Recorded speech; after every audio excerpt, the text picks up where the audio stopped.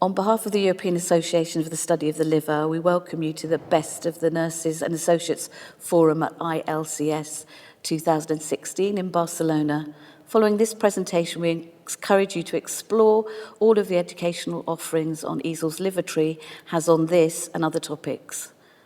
It's great to have a bit of time for us to reflect on how everything went yesterday. So how did it go for you, Marcus, because it was your first time at Ezel? Yeah, so this was my first time. I was really quite excited how the session would go, but I was really happy and enjoyed it that so many people came to us. Around 120 people were there, and they even stayed there over all of the time, all the session. What was a proof for me that we choose really good speakers and topics, and the people were really give us a good feedback after that too, that I enjoyed much. I think we had a varied programme, didn't we? So we had Tatiana from the European Liver Patients Association talking about the burden patients have with hepatic encephalopathy and the difficulties that they and their families undergo. And then we had a clinical session on HE that Liz Farrington gave, which was really excellent, really gave us up-to-date information that she'd actually got from a meeting several hours before she gave her talk. So it was really up-to-date. Yeah, I think the combination of these both were really good. Yeah, they work very well, you're right. And then the last session before coffee, it was me, and we had a chance to build on trying to develop and grow the Ezel Liver Nurses and Associates Forum. So we sort of did a bit of background of what Ezel was and then asked the audience for their comments and feedbacks, and that went really well. It's quite daunting when you do that, because sometimes you think everyone's going to either leave or just sit there in silence, but we had continual suggestions and thoughts that we could take forward. So that was like the opposite. A lot of people came there and made suggestions. It was really impressive. And they were good suggestions as well. So there's some of the things that we're going to take on, which we'll talk about perhaps at the end of this session. So how did the afternoon go? Yeah. In the second session, we had with Dr. Stefan, we had a very good speaker from my hometown, Germany. He was talking about the core data, importance of treatment for the hepatitis C treatment in future. That was really, he did that very well. A very important theme, and he was talking, everyone was listening very carefully. That was really impressive. After that, we had a nurse from Barcelona. She was really great, talking about managing cirrhosis and ascites in the outpatient settings. Finishing in the end with Kerry Webb, he was talking about addiction to drug and alcohol use, and the complicated question about liver transplantation with these patients. And until the end, everyone was listening, and it was really fascinating. And I think we managed to finish on time, because we were both worried that we had quite a lot of speakers with big topics. And I think the thing that was quite impressive was the fact that every speaker got questions from the audience. So that shows that people were interested in the topics and that they wanted to learn more from our speakers. So I think that underline that perhaps we did put a good programme together that people wanted to come and listen to, which was really good.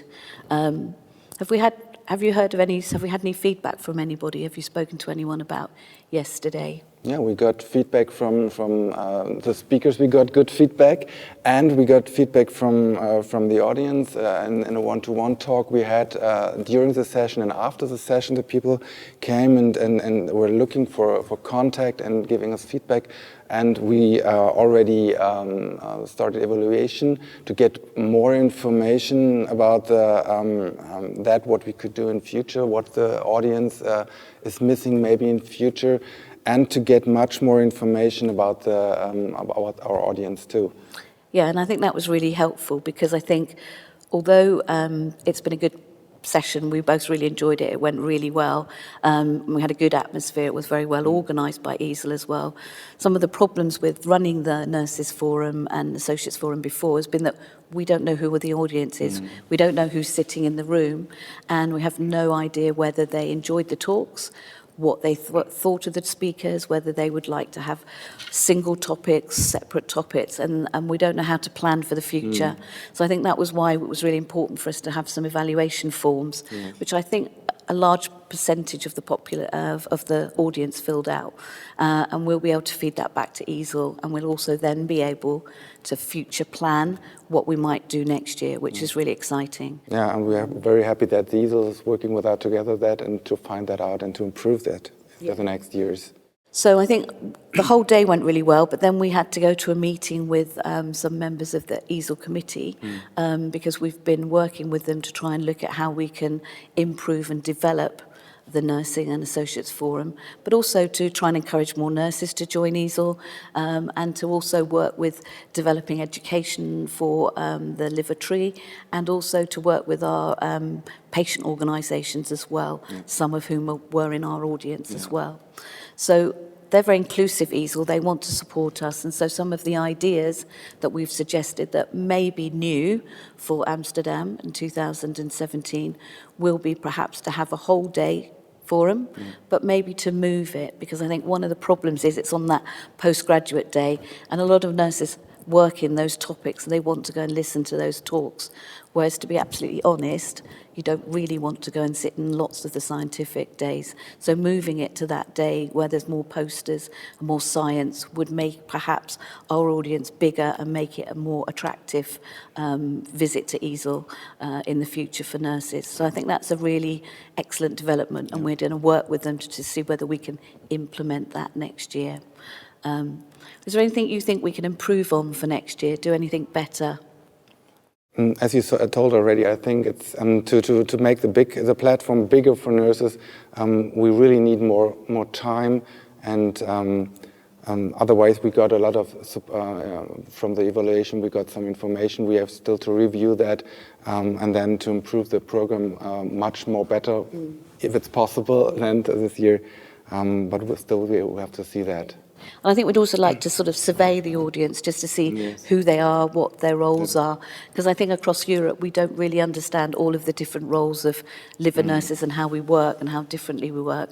So I think what's been really encouraging is that some of the nurses from lots of different countries, such as Denmark and Holland and France and Spain and Switzerland and Sweden, have come up to us, as you said, in the half-term and gave us their contact details. So we can start building up a network so that we can perhaps send information to those countries' own gastro and liver meetings to raise the profile of the Ezel Nurses and Associates Forum, so to build on our audience, build our numbers of nurse members in the future. So that's very exciting, I think, for me.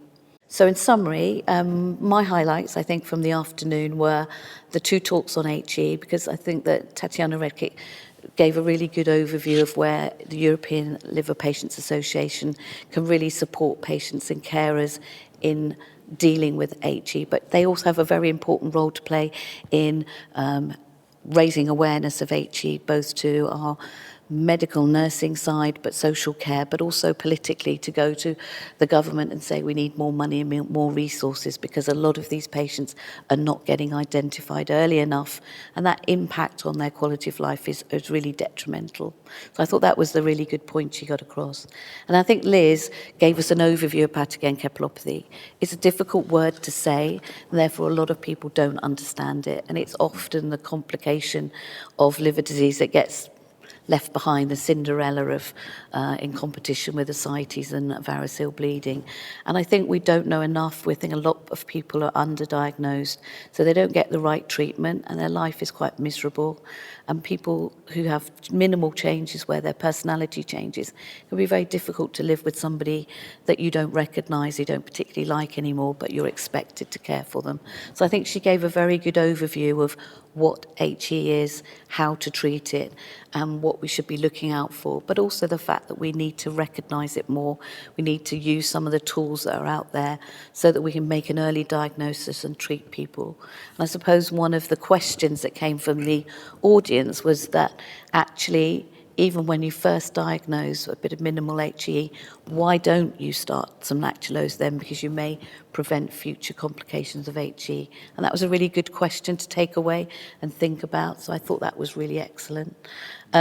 I really enjoyed Eva Lopez's talk in the second half. So she was a nurse from Barcelona, and she works across with several of her colleagues, and they work in oncology, transplantation, managing cirrhosis. And I think what was really interesting about her talk was they've developed a service there called nurse consultations, which is a bit like nurse-led services in the UK, and where they work trying to prevent people being admitted back into hospital.